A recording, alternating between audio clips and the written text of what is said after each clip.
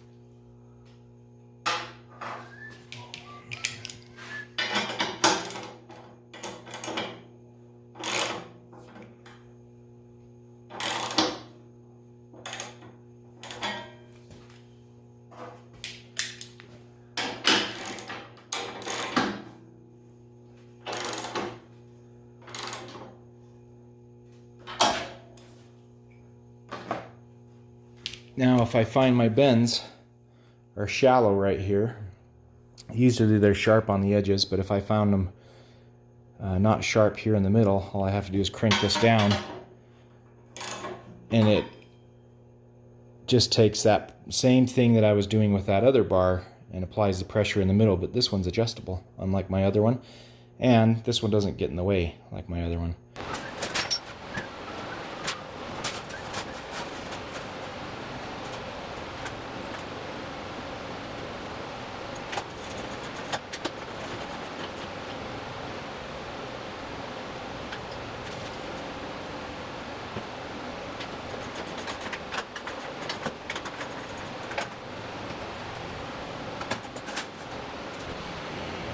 Nice sharp bend right in the middle, same as the outside.